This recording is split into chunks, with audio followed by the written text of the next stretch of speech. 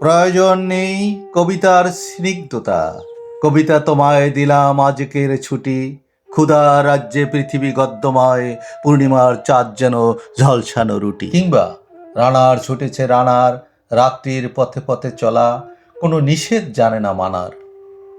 প্রিয় বন্ধুরা, আজ আমরা এসেছি ক্ষণজন্মা কিশোর কবি সুকান্ত ভট্টাচার্যের পৈতৃক নিবাস গোপালগঞ্জ জেলার কোটালীপাড়া উপজেলার উনুশিয়া গ্রামের কবি সুকান্ত পাবলিক লাইব্রেরি কাম অডিটোরিয়ামটি সচক্ষে দেখা ও আপনাদের দেখানোর তীব্র বাসনা নিয়ে। লাইব্রেরি ভবনটিতে বইয়ের অভাব পরিলক্ষিত না হলেও পাঠকের অভাব পরিলক্ষিত হয় দারুণভাবে। বর্তমান প্রজন্ম হয়তোবা জানেনই না যে কে এই কবি সুকান্ত, অথচ এই কিশোর কবি একদিন তৎকালীন শিক্ষা ও যোগাযোগে অনুন্নত উপজেলাটিকে বিশ্ব দরবারে নূতনভাবে পরিচয় করিয়ে দিয়েছিল।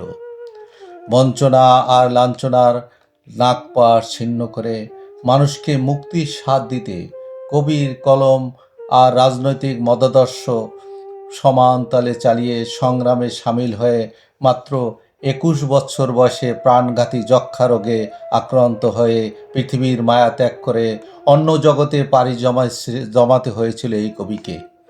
শীতের সকালে রাস্তার পাশের বস্ত্রহীন উলঙ্গ দরিদ্র শিশুর জন্য এখন আর কেউ সকালে সূর্যের অপেক্ষায় থাকে না। ক্ষুধার তীব্রতা কমে এসেছে অনেকখানি, তবুও শতবর্ষ পরে আজও বলতে ইচ্ছে করছে, আজ কোটালীপাড়ার উনুশিয়া দাঁড়িয়ে তোমাকে করেছি স্মরণ। হয়তো তুমি আসিবে না ধরাধামে, তবু তোমার স্মৃতিকে করিব বরণ। ধন্যবাদ।